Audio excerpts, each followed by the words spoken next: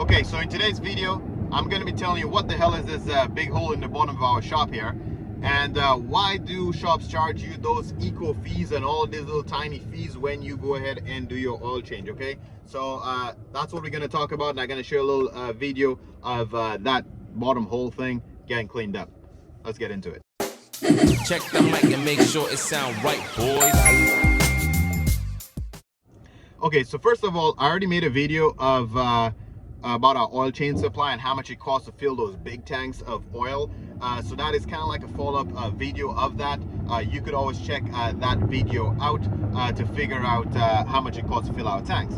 Now, on top of filling the tanks out, there's other things shops have to do. And first of all, that's why they charge you those eco fees. I think some oil changes, they might charge you $2 and something cents, $3 and something cents, some kind of environmental fee.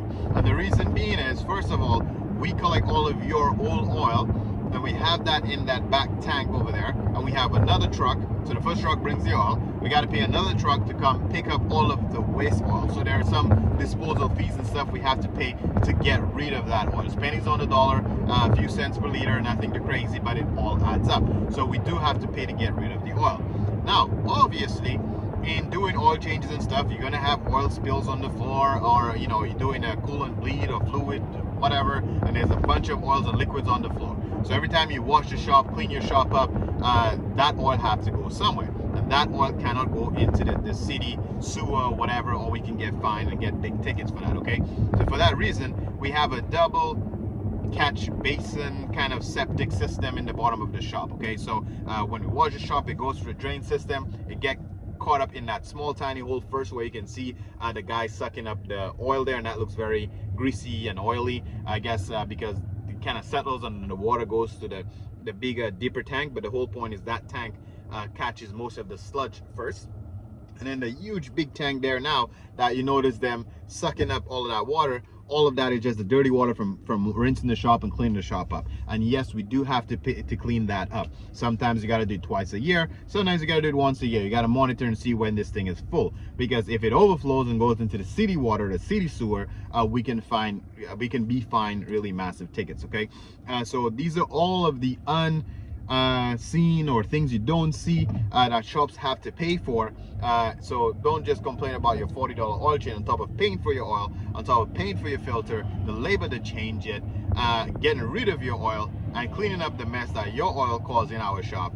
It does cost the shops a lot of money to do those oil changes for you, and that's why we always say, once again, oil change is not a money maker for shops. It is a way of maintaining the customer relationship, just so that if you have a real job on your car, you can trust us to do the job, because we've been the ones doing the oil changes for you. Okay, you can enjoy watching how this process gets put together if you like. Thanks for watching, guys, and catch you in the next one, but enjoy the video. Peace.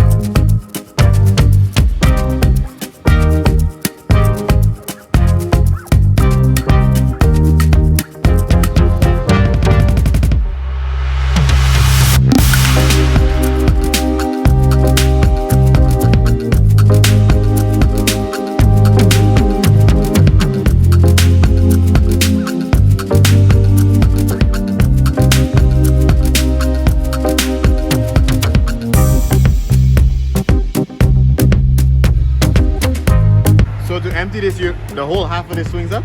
Huh? The whole back open up to empty it? Yeah, no. can't do it. Yeah. If it's just pure water, oil, they just Open the bottom. They look like the whole thing swing up. Yes, it opens, but that is when we have a certain amount of sludge in it. Ah, you gotta wash it out. Sometimes we get sludge and we have to wash it out. Yeah. And we just open that. Sure, sure.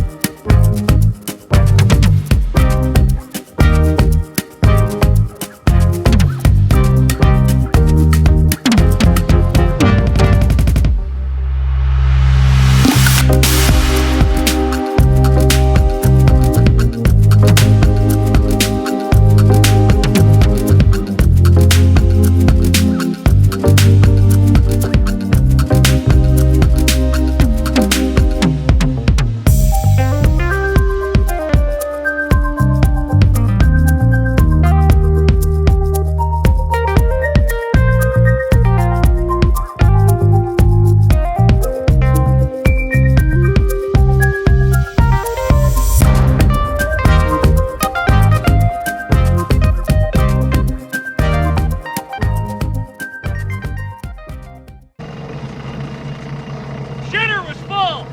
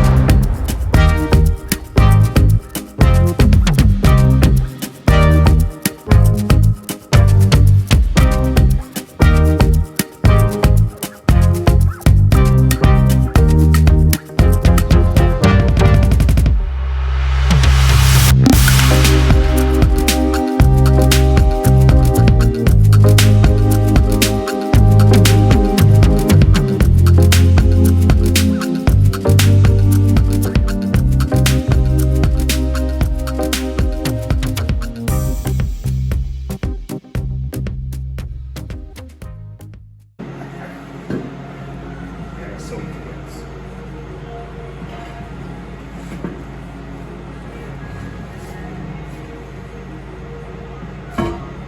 Yeah, man.